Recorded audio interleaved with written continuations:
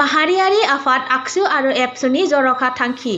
दिनै उदालगुरि जिल्लानि सिङाव बामोनजुलियाव आक्सु आरो एबसुनि जर'खा सावरायलायनायाव बिटिआर गोरोबथानि दफाफोरखौ मावफुंनायाव खामानि मावलांनो जथायै थांखि लायो होनना दुलाराय बर' फरायसा आफादनि आफादगिरि दिपेन बर' बिथाङा खौरांगिरिनि सिगाङाव फोरमायो।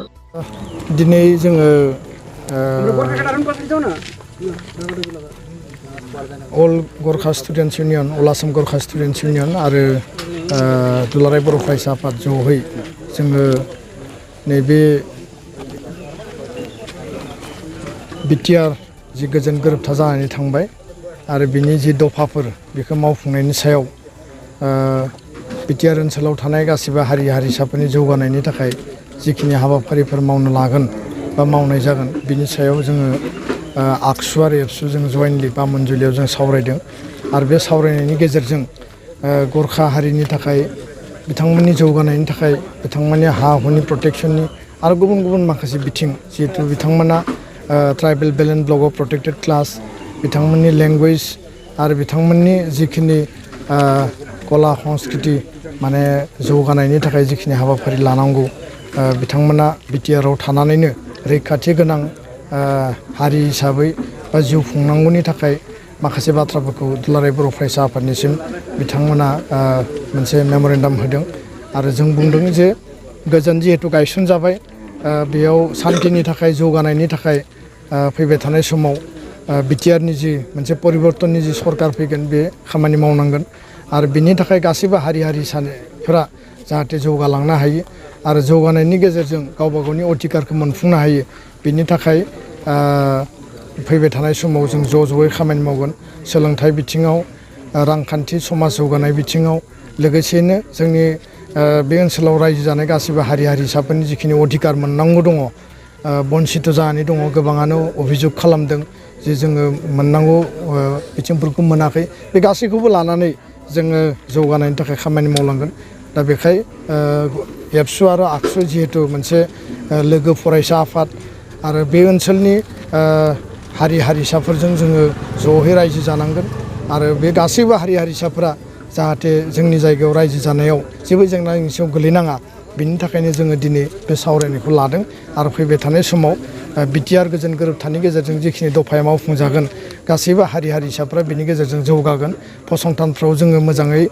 फरायनो खाबु मोनगोन साख्रि बाख्रि जोङो बेयाव जिखिनि ओंखारगोन बिनि थाखाय बयबो हारि हारिसाफ्रा जाहाथे सुबिदाखौ मोनो बिनि थाखाय जोङो दुलाराय बर' फरायसा आफादा नोजोर लाखिगोन। नैबे मोनसे सोंलु फैदों जे बिथांमोना जिहेतु डि भटारनि माखासे एनआरसियाव माने बिथांमोना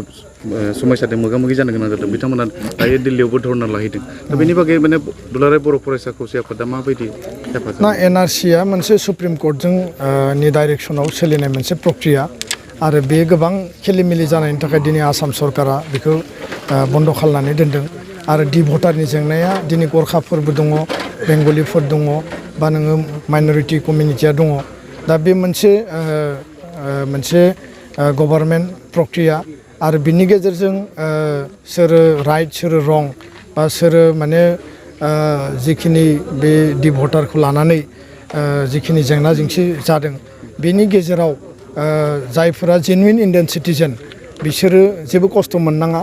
आरो जेनुइन इन्डियान सिटिजेना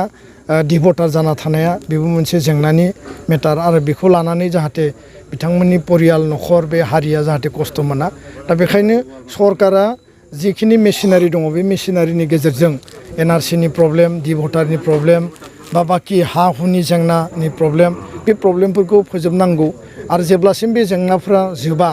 बे जेंना हिसाबै जाना थायोब्ला समाजाव मोनसे बेले बेजे लाबोगोन गोरोन्थि सानलायनाय लाबोगोन दा बेखायनो बे गासैबो समस्याफोरनि मोनसे समाधान नांगौ आरो मोजां सरकारा गुड एडमिनिस्ट्रेसन होयोब्ला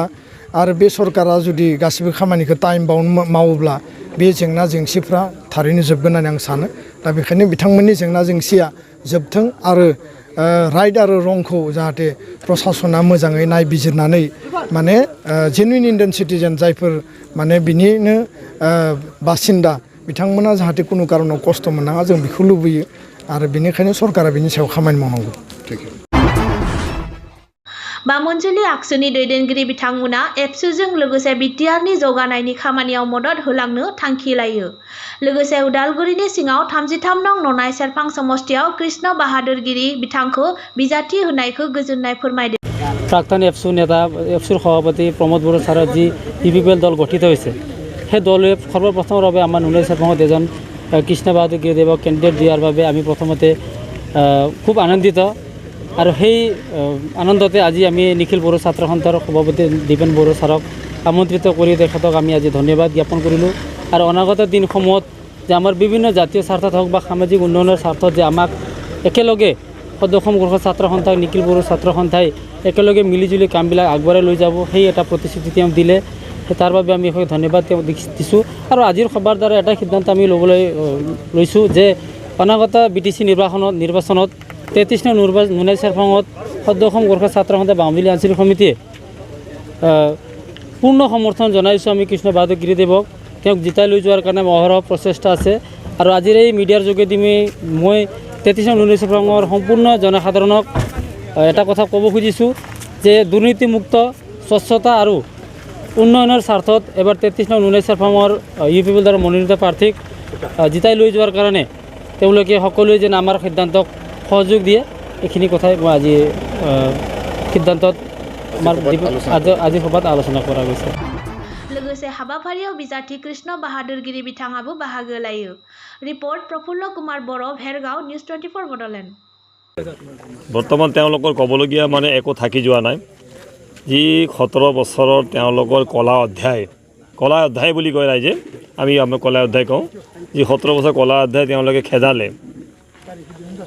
কোনো ধৰণৰ কোনো কামৰ মানে গতিমতি ভালদৰে নকৰিলে তেওঁলোকে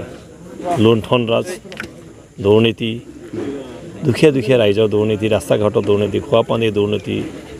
আৰু শিক্ষাৰ ক্ষেত্ৰতো তেওঁলোকে কোনো ধৰণৰ মানে প্ৰচেষ্টাই লোৱা নাই। তাতকৈ এটা আৰু ডাঙৰ বস্তু আছে ইয়াতে আমাৰ হাতী মানুহৰ সংঘাত মানে কুকুৰ মেকুৰী মৰাৰ নিচিনা মানুহ মৰিয়ে থাকে কোনো দিনে এই ক্ষেত্ৰত তেওঁলোকে আগভাগ লোৱা নাই বা অসম চৰকাৰৰ লগত বা ভাৰত চৰকাৰৰ লগত এটা ভাল আলোচনা কৰি মানে হাতীৰো সুৰক্ষা হওক মানৱ জাতিৰো সুৰক্ষা হওক এই বিষয়ে চিন্তা কৰা নাই। তেওঁলোকে এতিয়া জানে যে তেওঁলোকে ৰাইজে অলৰেডি মানে বিটিচিবাসী ৰাইজে পৰিৱৰ্তন বিচাৰিছে লগত আমাৰ নুনাই চেৰফাঙত মানে 80% ৰাইজে মানে পৰিৱৰ্তন বিচাৰি ইউপিপিএলৰ ফালে সকলোৱে মানে যোগদান কৰি আছে। এই দেখা পাই তেওঁলোকে এতিয়া মানে অযথা কেতিয়াবা তেওঁলোকে কয় মানে তামোল গছৰ টেক্স লোৱা হ'ব কেতিয়াবা কয় মানে মাটিৰ মানে অধিকাৰ দিয়া নহ'ব উচ্ছেদ কৰা হ'ব কেতিয়াবা কয় তেওঁলোকে মানে ইউপিপিএল চৰকাৰ অহাৰ লগে লগে মানে জেনেৰেল মানুহক মানে ইয়াৰ পৰা খেদা হ'ব এইবিলাক কোনো সংবিধানত নাই ভাৰতীয় সংবিধানত এনেকা আজিলৈকে হোৱা নাই মানুহ খেদা অধিকাৰ ক'তো নাই এইটো স্পষ্ট কথা। এইটো কিহৰ কাৰণে কোৱা বুলি আপুনি ভাবে তেওঁলোকে যে যিটো মানে মানুহক মানে বেবৰিবাং যদি মানে যিটো মানুহক তেওঁলোকে বিভ্ৰান্ত কৰি আছে যেনেকৈ আমাৰ উত্তৰ অঞ্চলৰ ৰাইজ জানে ইয়াতে কোনো স্কুল কলেজ এনেকুৱা আজিলৈকে এটা ভাল হায়াৰ ছেকেণ্ডেৰী বা কলেজৰ ব্যৱস্থা নাই ৰাস্তা ঘাটৰ ব্যৱস্থা নাই এইটো মানে বহুত পিছপৰা ৰাইজ তাতে মানুহজনে আজিলৈকে এনেকুৱা ব্যক্তিও আছে আমাৰ মাজত আজিলৈকে টংলা নেদেখাও ব্যক্তিও আছে আমাৰ এই সমষ্টিত তো এওঁলোকে একো নাজানে যিসকল অলপ ভাল কাপোৰ কানি পিন্ধি অলপ ডাঙৰ গাড়ী লৈ আহি কলা গ্লাছ মাৰা গাড়ী লৈ আহি তেওঁলোকে যদি কথা কৈ দিয়ে যে ইয়াতে ইউপিপিএল চৰকাৰ আহিলে মানে আপোনালোকক মাটি বাৰীৰ পৰা মানে খেদিব তামোল গছৰ টেক্স ল'ব মুৰ্গী ছাগলৰ টেক্স ল'ব তো তেওঁলোকে বিশ্বাস কৰে এইটো ডাঙৰ মানুহ আহিছিল কলা গ্লাছত তেওঁলোকে কথা কৈ গৈছে এই কথাবিলাক তেওঁলোকে ভাবি লয় মানে হয় বুলি ভাবি লয় মানে তেওঁ চিধা হোজা ৰাইজ। এইটো কিয় কাৰণে কয় এইটো ভোট আদায়ৰ কিবা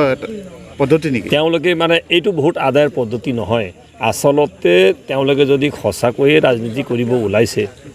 স্পষ্টভাৱে ৰাইজৰ মাজত যাক যদি তেওঁলোকে 17 বছৰ যদি মানে ভাল কাম কৰিছে তেনেহ'লে ৰাইজক এই বিভ্ৰান্তি কৰিবই নালাগে ৰাইজৰ ওচৰত ভোট খুজি যাবই নালাগে তেওঁলোকে যে লাখ মানে নাঙলৰ ফ্লেগ লগাই আছে এই ফ্লেগ লগোৱা মানে আৱশ্যকে নাই